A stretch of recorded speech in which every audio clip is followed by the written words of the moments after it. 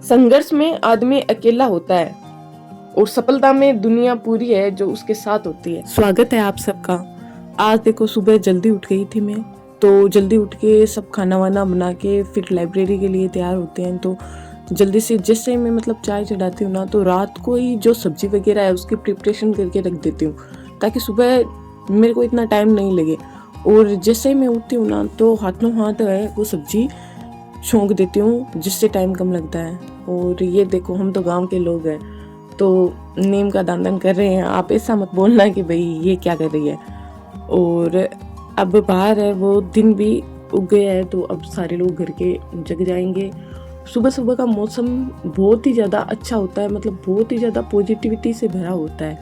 आप भी अगर सिर्फ स्टडी कर रहे हैं या मान लो कुछ भी कर रहे हैं तो सुबह प्लीज़ जल्दी उठिए।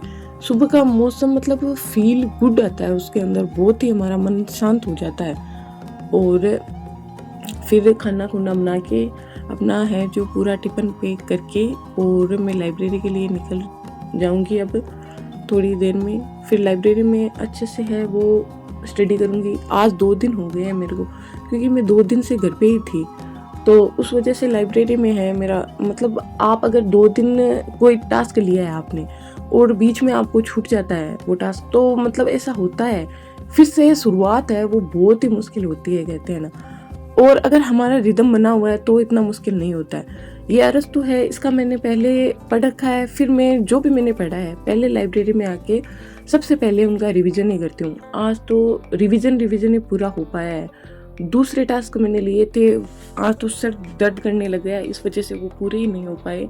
एक आधा ही टॉपिक पढ़ पाई मैं, पर चलो जितना पढ़ें उतना ही ठीक है, क्योंकि 2 दिन मेरे मिस हो गए ना बीच में, उस वजह से हुआ है ऐसा।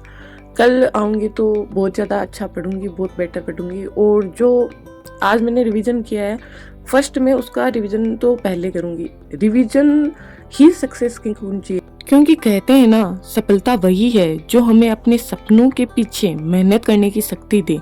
सच्ची सफलता तभी मिलती है जब हम अपने डर और असफलताओं को मात देकर आगे बढ़ते हैं। ये बहुत जरूरी है, क्योंकि हम बार बार असफल होते हैं तो हमारे अंदर एक डर बैठ जाता है कि भाई इस बार भी मेरा होगा या नहीं होगा, और बहुत ही हम निराश और हताश हो जाते हैं। पर देखो, ये 2 पक्ष है, या तो सफल या फिर असफल।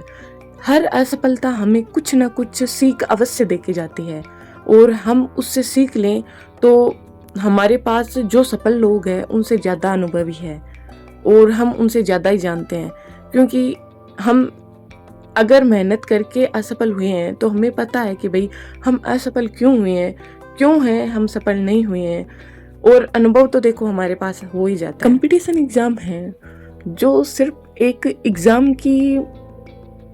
ही नहीं है, ये देख लो हमारे जीवन का जो हमारा धैर्य है उन सब की परीक्षा लेता है। ये ऐसे नहीं कि भाई सिर्फ हमारे ज्ञान की परीक्षा ले रहा है।